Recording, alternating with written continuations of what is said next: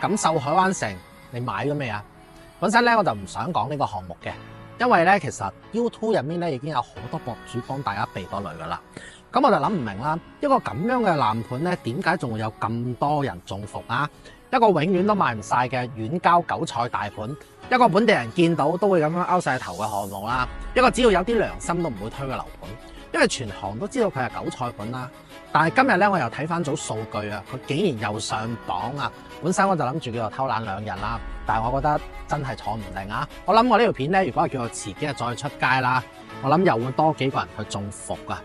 咁啊呢段時間咧，就一定會有更加多嘅呢一個港澳朋友俾呢一個樓盤洗腦入局啊！所以諗都係叫做再出一條片啦，幫大家再次避雷。咁呢個樓盤之前嘅各種劣跡斑斑嘅營銷手段我就唔講啦，什麼團購費、陰陽合同、坐妹等等呢啲我就唔講啦喺呢度。咁啊最近咧其實佢又開始作妖啦，各種嘅廣告啊，鋪天蓋地嘅一個廣告宣傳造勢啦，咁啊睇樓團啊等等啦。咁啊年尾啦，咁啊開發商咧又開始要回款啦，因為佢等錢使啊嘛。年尾開發商衝刺回款嘅套路呢次真係太明顯啦，我覺得食相有啲難睇啦。其實大家咧係唔可以完全怪佢嘅，咁畢竟咧前段時間佢啱啱喺廣州咧拍咗4幅地啊，而家咧就其實就等呢一個項目做奶牛回血噶啦。好啦，我哋嚟研究一下，究竟呢一個咁嘅樓盤佢有乜嘢叫做過人之處咧？成年落嚟啊，我諗應該係斬獲咗有200幾個港人啊！呢一個項目咧，目前喺香港嘅火熱程度咧都係非常之高啊！但係呢一個樓盤咧，係連深圳、珠海客聽到都會掉頭走嘅樓盤。咁啊，最近咧佢又通過咗包裝啦，增加呢一個促銷同埋大劈價。咁啊，85折唔得咪7折啦，咁啊仲送裝修、送埋車位。咁樣搖身一變，又變成咗港人嘅退休天堂啊！咁其實點解香港人咁中意錦繡海灣城咧？係因為佢環境好，定係因為佢營銷做得好啊？錯啦！係因為佣金高喎，所以中介中意推啊嘛。咁啊呢個樓盤咧，我就統計唔到有幾多個港澳人士中伏啦。但係咧，我覺得就一定唔會少嘅。原本咧，我就唔建議大家去買呢啲咁嘅遠郊大盤啊。但係最近實在太多觀眾朋友問我呢一個樓盤嘅問題啦。今晚咧，我就會從幾個維度去幫大家去分析一下呢一個樓盤。一條片咧，帶大家叫做睇清楚乜嘢係韭菜盤。咁我今日我哋研究嘅對象咧就係跳水冠軍中山南朗鎮錦繡海灣城啦。咁啊，我將跳水冠軍呢一個標籤打喺海灣城上面咧，我個人覺得咧真係叫做既精準又扎心啊！結合之前我哋傾嘅幾個點啦，呢條片咧可以從幾個維度去開展啊，等各位觀眾可以叫做一眼可以睇清韭菜盤嘅本質。OK， 咁啊睇到呢度。值得俾我拉嘛？咁啊，先嚟講翻第一點啦，價格嘅跳水史啊！呢個項目從19,000蚊跌到而家二手4000幾，結合翻業主嘅一個血虧實錄，咁我會用具體嘅數據對比峰值同埋現價，再補上呢一個空置率超過80%嘅現狀，嚟踢爆呢一個項目嘅保值謊言啦。咁啊，第二就係我會踢爆中介狂推嘅真相。咁啊，包括咗高佣金啦，呢個項目嘅佣金咧應該係5到8個點嘅。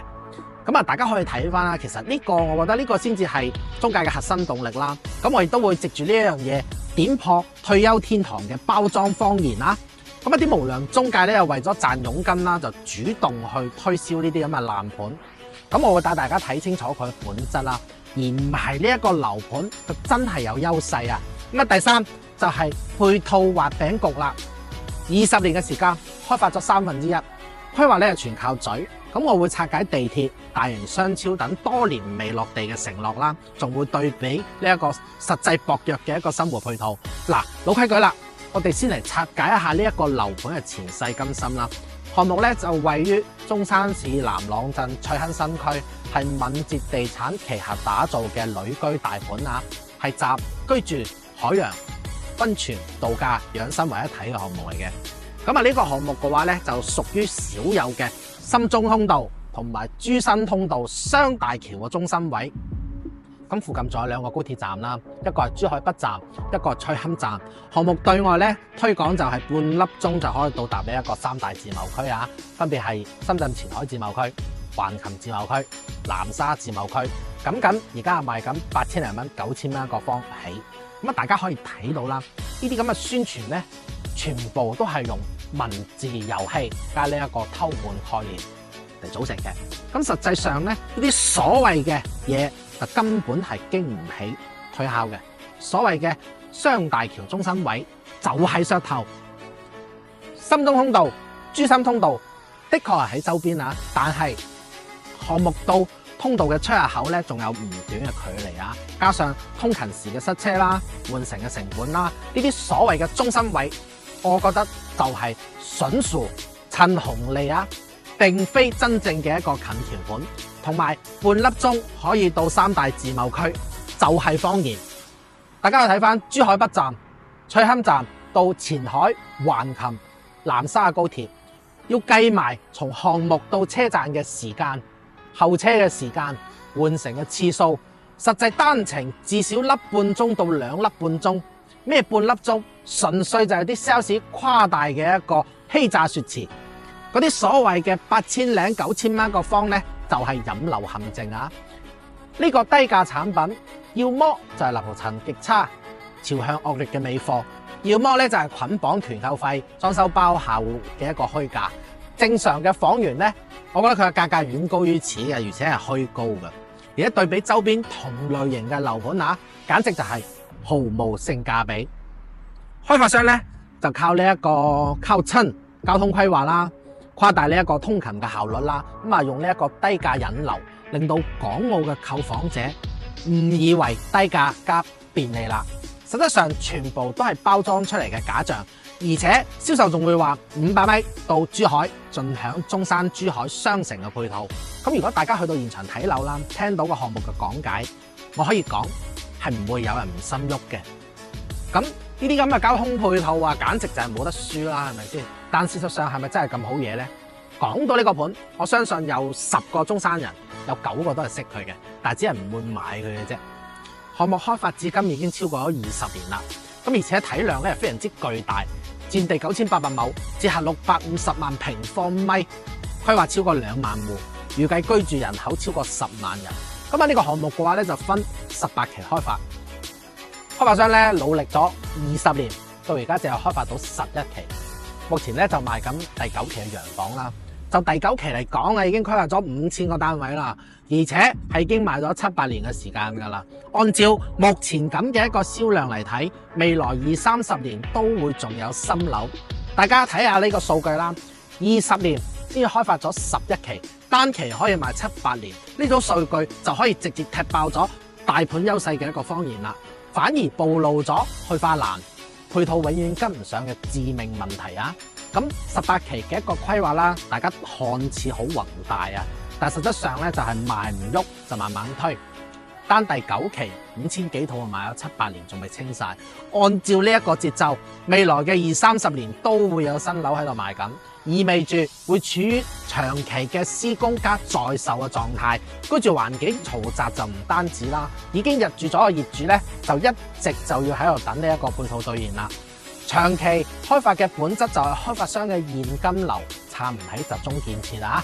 開發商咧就而家係一邊靠賣呢一個舊嘅期房啦去回款，一邊咧就慢慢悠悠咁去叫做起第2期啦。咁會導致乜嘢啊？導致教育啦、醫療啦、商業配套等等呢啲咁嘅嘢，始終都係冇辦法落到地嘅。10萬嘅人口規劃咧就更加係遙遙無期啊！你住下去只會面臨人少配套差嘅尷尬場面啦。呢種無限分期嘅遠交大盤，對呢一個自住嘅港人嚟講咧，根本就係講唔上舒適啊！而且你買喺呢度退休嘅話咧，反而要忍受長期嘅半成品社區帶嚟嘅不便啊！住入去咧，啲施工噪音咧就會永無止境噶啦。換個角度再去分析，20年先開發咗11期，單期可以賣7、8年。未來20-30年都持續有新樓喺度賣緊，咁你有冇諗過？你住咗入去就等於係住喺呢一個建築工地入面啦。日頭啲施工機器喺度咣啷咣啷，啲建材運輸聲咧又嘈到飛起。咁啊，甚至開發商為咗叫做加工啊、趕工啊，夜晚黑都可能叫做違規施工啊嘛，就會導致無間斷咁去干擾我哋嘅生活。如果你買呢度想安安靜靜咁退休嘅話咧，我諗根本就係奢望嚟嘅。更關鍵嘅係長期施工仲會伴隨呢一個粉塵啦、塞車啦，咁啊成個小區咧就永遠都係半成品嘅狀態。所謂嘅溫泉養生、宜居度假，全部都係泡影啦。嗱，咁啊〜錦繡海灣城呢一個曾經被標榜為粵港澳大灣區中心嘅樓盤，21年嘅高峰係賣到24000啊，均價都去到19000。咁啊，當時首部人山人海啦，啲中介就賺到笑晒㗎啦。好多人去到現場之後咧，都擔心自己搶唔到啦。咁理性去叫做分析翻21年嘅搶房盛況，咁我覺得完全就係開發商嘅營銷造勢加市場泡沫堆出嚟嘅。當時藉住港澳大灣區嘅概念去做炒作啦，再加上中介瘋狂嘅一個推波助瀾啊，咁啊因為有呢一個高佣金嘅一個推動啦，將呢一個樓價咧係抬到19000啊，峰值去到24000，受一部所謂嘅人山人海，大部分都係靠妹嚟烘托呢一個氣氛。等呢一個購房者咧就陷入咗冇啦，唔搶就冇啦嗰啲咁嘅夠焦慮之中啦。但係縱觀20年嚟啊，呢20年嚟同埋呢幾年嘅樓市嘅一個情況，到依家泡沫一破咗啦。而家海灣城嘅二手啊，直接跌到4000幾。咁啊，當初搶房嘅人咧就全部都輸60%以上，但係啲中介咧就賺到盆滿缽滿啦。埋單嘅就全部都係俾氣氛沖昏頭腦嘅購房者啦。咁我亦都諗唔到啦，短短嘅4年嘅時間，啲新樓咧就從24000跌到而家8-9千蚊都唔到。同埋咧，我就仲未同大家去計開發商嘅各種促銷啦，什麼85折啊，85折唔得啊7折啦，咁啊同埋送裝修啊、送車位啊、送家電啊，仲要免埋物業管理費。更加諷刺嘅係呢一個爛盤啊，最近又收割咗100幾個業主啦，同時佢嘅1、2手價格倒掛超過46%，6期嘅最新均價成交嘅一個單價4100蚊一個方。咁啊，根據背後嘅資料啊，成個樓盤而家咧二手價格都係得嗰4000零蚊出頭啊，對比舊年12000蚊嘅時候係足足跌咗63%。其實所以咧呢一個我覺得已經唔係簡單嘅價格調整啦，而係大家口中所講嘅跳樓價呢樣嘢，分明就係資產腰斬式嘅一個跳水。更諷刺嘅係1、2手倒掛46%，新樓靠營銷包裝，竟然仲喺度收割緊新業主啊！二手樓啲業主就蝕到攤腰啊，根本就賣唔出去，基本上都要倒貼賣樓噶啦。中介咧就攞住高佣金推呢啲所謂嘅福利盤，本質上就係令到港人節下資產縮水嘅燙手山芋啊！所謂嘅退休天堂，根本就係虧損陷阱，係一個天大嘅伏。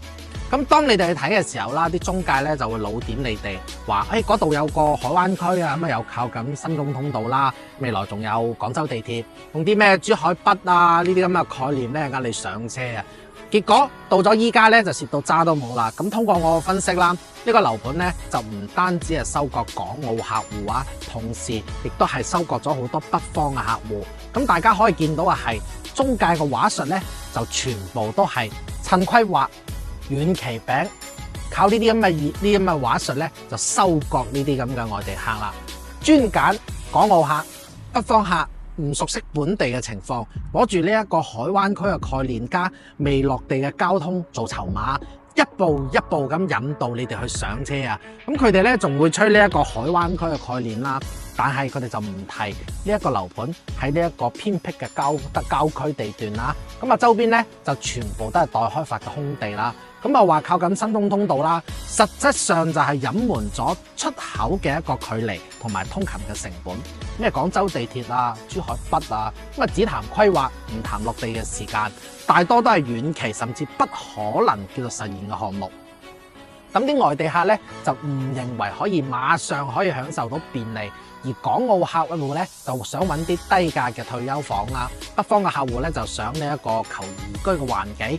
啱好就俾呢啲精準話術洗腦啦，但冇諗到呢啲咁嘅規劃咧，到而家咧就全部都係鏡花水月啦。至最終咧就可以睇住呢一個樓價跌穿底啊，蝕到渣都冇啊！咁啊，支持我嘅朋友咧都可以喺留言板度留翻低支持2個字啦，或者係可以俾翻個 like 等我開心一下。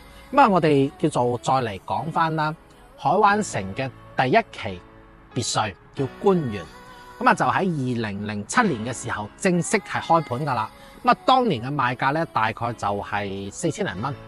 一套別墅大概係90零萬啦，咁啊大家可以見到差唔多20年過去噶啦。目前二手嘅放盤價咧就180萬到200萬不等啦，但係實質上嘅成交價咧，我諗應該係8、6萬左右啊。帳面上面嚟計咧係有錢賺嘅，但係大家有冇諗過100萬放喺度20年，我一年按3厘息去計，都有60萬嘅息啦，係咪先？咁啊，大家可以睇翻就係樓宇嘅增值係完全跑輸咗通脹嘅。一個20年都升唔起價嘅樓盤，我諗點計都係輸嘅。我哋從3個方面再去分析翻呢個樓盤啦。首先第一個人口，南朗鎮嘅一個常住人口咧大概就係11萬左右，戶籍人數咧就4.8萬左右，係南朗鎮居住嘅外地人咧淨係得6萬嘅啫。喺中山23個鎮區入面嘅排名咧，佢淨係排第7嘅啫。按照咁樣嘅一個人口結構嚟睇咧，其實本地嘅住房需求根本就係唔大嘅。咁由於早幾年啦，深中通道嘅一個概念就炒得好高啦，咁本地人就有自己又有地方住啦，係咪先？更加就唔會買啦。而海灣城嘅地理位置咧，又屬於呢一個南朗鎮最邊皮嘅邊皮位，只不過呢一個樓盤佢足夠大，規劃上同埋呢一個推廣上咧係可以叫自成一派啊。但係實質上20年嚟，發展商一直淨係識起樓㗎咋，同埋賣樓㗎咋，佢根本就冇諗過叫做推動周邊任何嘅一個配套。咁配套跟唔上啦，更加就唔會有人過去住。所以咁多年嚟，呢一個樓盤嘅入住率淨係得2成左右嘅啫。而中山嘅一啲其他區域嘅人咧，就更加唔會去投資呢一個項目啊。第一，因為佢嘅教育資源非常之差。海灣城開發咗20年，淨係得1間幼兒園，咁讀小學都要去到5公里以外嘅菜坑小學啦，而導致本地有讀書需求嘅家庭根本就唔會考慮呢度嘅樓。咁第二啦，就係產業方面會比較凌亂啦，好多產業話搬過嚟啦，但係真正落戶嘅外地企業咧就寥寥無幾啊。咁多年嚟咧都係以旅遊業為主，冇咗外來企業嘅落戶。咁長遠嚟睇，人口嘅提升咧，更加可以講緊嘅係空口講白話。咁我哋再嚟講翻第3啦。咁啊，商業配套咧，咁我覺得就真係叫做非常之差啦。按照我睇到嘅嘢啊，只有鎮上面嘅1+1同埋呢一個興和廣場係叫做有少少人氣嘅。咁啊，要行超市啦，咁啊，我諗各位街坊就需要揸車15分鐘先至可以有啦。按照目前南朗鎮嘅人口數量嚟睇啦，未來幾年係唔會再有商業補充噶啦。你要行啲大型嘅一啲 shopping mall 咧，咁就要開車半個鐘頭以上去到石岐或者東區啦。咁啊，第4咧就係醫療配套真係非常之差啦。南朗鎮咧淨係得1間南朗醫院嘅啫，2甲級嘅喎。咁如果你去3甲醫院咧，睇病開車要15分鐘先可以去得到。咁啊，同埋如果你要去啲再靚啲嘅醫院咧，就要開車半個鐘頭去到東區嘅博愛醫院啦。醫療配套咧就真係十分之差啦，打住呢一個養老嘅旗號，但係醫療配套咧就不堪入目啊。好啦，咁第2點咧，點解我會話海灣城係屬於全行供應嘅韭菜盤咧？咁大家可以睇翻啲資料啦。敏捷地產喺1994年已經係拍落咗呢塊地噶啦，產權嘅到期時間咧係2064年啦。咁大家未收樓就已經唔見咗30年嘅使用權先啦。呢一點咧，我覺得係值得大家去關注嘅。雖然不動產到期之後可以自動續期啦，但係只係續2次嘅啫，一次20年。但係你可以再分析翻啦，我40年補一次同埋70年補一次係有好大嘅區別噶嘛，係咪先？開發商所宣傳嘅雙大橋配套啦，深中通道開通咗之後，對海灣城嘅人流又好，入住率又好，商業配套又好，我覺得其實都係冇斗零幫助噶。因為過完深中大橋之後，到咗馬鞍島，再入海灣城啊，其實都要半粒鐘嘅。其實同翻中山嘅市區嘅時間係差唔多嘅啫嘛。當然啦，深中通道開通咗之後，對南朗鎮嘅旅遊業啦係有幫助嘅。而另外一條橋咯，深珠大橋冇下文啦。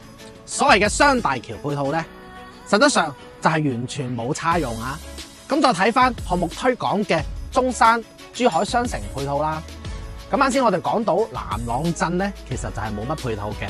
而海灣城呢，佢係靠近珠海唐家灣高新區。咁我諗除咗珠海北站之外，我真係諗唔到有咩配套啊！咁人盡皆知啦，唐家灣作為珠海嘅郊區，賣到市區嘅價錢，商業配套又跟唔上，醫療配套又跟唔上，其實大家都係蛇鼠一窩啊，專坑外地人啊！所以日後我哋睇到樓盤嘅廣告，嗰啲所謂嘅配套，咁啊大家其實都係要打開地圖睇一睇先，係咪真係有？係咪真係可以行得到過去？係咪真係咁近嘅？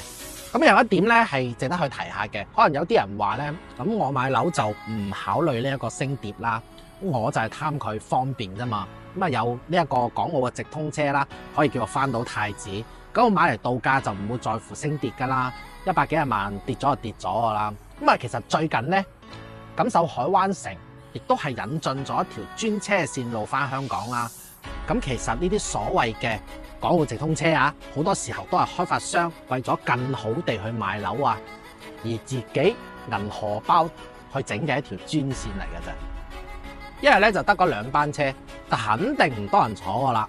正常嘅，大家諗下啦，正常嘅永東巴士或者係永利巴士嘅站點，一日起碼有10幾班車來回啦。呢啲先係真實嘅一個需求嚟噶嘛。所以呢一樣嘢，大家亦可以去叫做衡量一下。咁啊，開始有嘅嘢，你滿意嘅嘢，以後未必會有噶，一定要識得自己去判斷啊！再嚟睇翻早幾年啦，咁啊因為深中通道嘅建設啦，同埋開發商嘅過度宣傳啊，呢個樓盤咧一度係炒到去2萬幾蚊一個方嘅，外地嘅韭菜咧就排住隊買啊！咁啊成個海灣城嘅成交比例有90%係屬於外地人啊，包括一啲東北三省嘅退休人士啦。買嚟度假啦、避寒啦，咁啊同香港啲街坊目的係一樣嘅。咁啊1年咧就住嗰幾個月嘅啫。咁多地就係深圳嘅投資客。當年咧就睇完馬鞍島啦，3萬幾蚊一個方，轉個頭翻嚟海灣城咧就直接拍板噶啦，唔使睇噶啦。咁啊珠海唐家灣高新區當年嘅樓咧就賣緊2萬幾、3萬幾一個方啦。咁啊行前500米，海灣城就有1萬零2萬嘅樓喎。咁啊，對於呢啲咁嘅剛需嘅家庭嚟講啊，簡直就係上天嘅恩賜啊！所以當年嘅海灣城根本就唔愁賣啊，因為韭菜係永遠割唔晒噶嘛。但係經過咗呢一個疫情之後啊，咁啊其實所有嘅買家咧，佢都係回歸咗平靜啊。咁啊，開發商其實佢都係要面對呢一個現實啦。而家賣到可能8000幾、9000蚊一個方啦，好多觀眾咧就近期啊喺個 WhatsApp 度問我，喂，買唔買一個啊？咁我只能同你講啊，早期買咗個買家已經喺度喊緊啊！如果我講到呢度，你都仲係唔死心嘅，睇埋落去啊！咁好多觀眾咧，可能買樓嘅心態咧就抱住退休啦、自住啦，但係又有想翻呢一層樓有少少嘅保值能力同埋增值能力啦。咁我可以好肯定咁同大家去講啊，中山有80%嘅樓係做唔到嘅，海灣城就更加唔得。所以我平時強調，如果你係帶有投資性質嚟買中山嘅樓，選擇區域嘅時候咧，就一定要慎重、慎重再慎重啦。中山未來嘅樓市一定係雙軌制啊，核心地段、核心板塊、核心嘅資產同埋新規嘅產品，只會穩步上升啊。而呢啲咁嘅劣質嘅一啲資產咧，只會越嚟越平啊。目前海灣城嘅二手盤，如果你想賣出去，我諗仲難過中六合彩啊！我哋嚟睇翻一則數據啦。根據貝殼嘅統計數據，目前海灣城嘅二手掛牌量係有1600套嘅，距離舊年嘅1200套係足足多咗400套啊！咁啊未含其他門店啊、其他中介門店嘅掛牌量啊。如果完全統計晒咧，我估計係應該有1900到2100套左右。咁大家知唔知呢個數字意味住啲乜嘢啊？中山而家普遍嘅樓盤咧都係8到12棟左右啦。咁我哋嚟叫做計翻一條數啦。國內嘅商品房通常都係一層有4個單位。假設咧一層樓佢標高係30層高啦，一棟樓咧就大概120伙。咁一個標準嘅小區咧就以10棟樓嚟計算啦，總數都係1200伙嘅啫。我諗正常嘅放盤量咧係唔會超過150套嘅。而海灣城嘅二手放盤量，而家喺背後嘅數據已經係1600套啦。咁啊，大家叫做睇翻面對住呢一個咁嘅體量啊，如果層樓係你嘅，你會點算啊？1000幾2000個業主同時賣樓，仲會造成啲咩後果啊？大家知唔知啊？首先，第一個一定係避免唔到嘅就係互相踩踏啦。放盤價咧就你放70萬，我放68萬，放盤價就真係會越放越低，越賣越賤。如果唔係，我諗你根本冇可能賣得出去啊！我哋睇翻海灣城嘅二手放盤數據啦，基本上而家賣緊可能4000零蚊到5000蚊一個方，而且大家要諗翻一樣嘢喎，呢個係放盤價嚟嘅啫，實際嘅一個成交價會仲低啊！而租金咧就更加叫做低得可憐啦，100方嘅一個3房單位，而家可能淨係租得1200到1400蚊左右。咁啊，地產博士就話自己一個伙計買嚟投資收租啦。咁啊，其實呢條數咧，我真係唔識幫我哋計啦，大家可以幫我計一計。咁當然啦，就唔係全部嘅業主都叫做咁大幅度咁去降價賣啦，只會有部分等錢使或者係生意要周轉嘅業主，同埋一啲俾銀行篤窿嘅呢一類型嘅業主咧，就會大幅度咁去降價，佔比咧我諗就唔會太高。但係放盤嘅業主基數大咗之後咯，呢一類急賣嘅樓盤咧就會隨住呢一個時間而增多啦。當個樓盤每個月都會有幾個人跳樓價去賣樓嘅時候，久而久之咧，市場上面嘅買家咧就會形成一個共識啊！我今個月買唔到筍嘅，咁咪下個月咯，下個月一定會再有平貨㗎。咁每個月咧都會有唔同嘅業主喺度刷新緊呢一個成交嘅一個低價啊，中介咧就亦都會攞住呢一個成交數據去揼你哋業主嘅價啦，然後成個小區嘅一個均價就會出咗嚟㗎啦。咁一旦有咗成交均價記錄啦，你就冇諗住以後你呢間屋可以賣得高過呢一個價啦。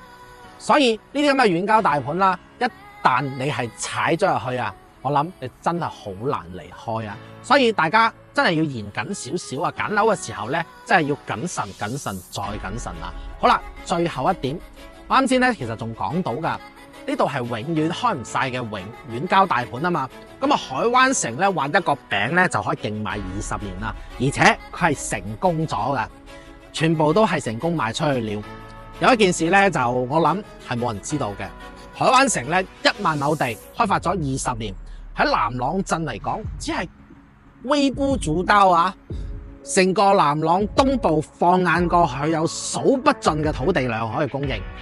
中山市政府從96年就開始填海造陸，唔單止南朗嘅東部係填出嚟嘅，就連馬鞍島嘅東部都係後期填出嚟嘅。海灣城只係佔據咗南朗東部嘅啲嘅啫，周邊咧可以供應嘅土地，我諗係可以開發多幾十個海灣城啊！喺一個永無限供應土地嘅區域，你去做投資咯，我諗你同掟錢落鹹水海係冇咩區別噶啦。咁啊，再講到呢一個養老居住嘅一個角度啦，一個小小嘅海灣城都叫做開發咗20年啦，而且到咗目前嚟講咧，我諗佢入住率應該係2成左右嘅啫。咁冇人住，一定就唔會有配套，一定就唔會有商家入住去做生意啦。咁啊，銷售同埋發展商所講嘅配套咧，就遙遙無期啦。而周邊嘅一個土地供應又可以叫做維持50-60年喎，開發都開發唔晒啦。如果你真係住咗喺呢度，咁同部吸塵機有咩區別啊？好啦，咁啊，大家叫做聽完古仔啦，咁啊，大家理性去分析一下。其實上幾條片我已經講過啦，呢啲咁嘅叫做遠郊嘅一個大盤啦，就真係唔可以去買噶啦。咁啊，呢條片咧，我亦都唔淨止講邊個樓盤，而係更多地從唔同嘅角度去帶大家去分析一下某個樓盤。咁大家留意到，其實我分析樓盤無非就圍繞住幾樣嘢去評估嘅啫。當掌握咗呢一套評估樓盤嘅一個方法之後啦，我諗大家就唔會咁容易去買錯嘢啦。咁呢條片嘅話咧，我都係建議大家可以叫做 share 翻俾身邊準備買樓嘅人啦，俾佢哋睇一睇啊，保護家人、保護朋友啦。仲有一樣嘢其實係我想講嘅，咁啊，我知道其實睇我嘅頻道嘅觀眾大多數都係啲長者啦，姨姨伯伯啦，咁啊好多老友記啊，係唔知道點樣去聯絡我嘅。咁我統一喺度同大家講一講啦。嗱，上面呢一個 QR code 咧，你掃一掃就可以叫做加到我 WhatsApp 噶啦，或者係可以直接打電話俾我。如果大家係有問題想諮詢，或者係想約 TT 睇樓嘅話咧，都可以隨時聯絡我啊。咁最後咧，希望大家睇完呢條影片之後啦，可以俾翻阿 Like TT。大家如果認為我嘅影片內容係對你係有幫助嘅，可以喺留言板度留翻低支持2個字。下一期我會出更加多嘅一啲買樓避坑嘅內容俾大家睇。Follow TT 買樓唔使驚，我哋下期見啦，拜拜。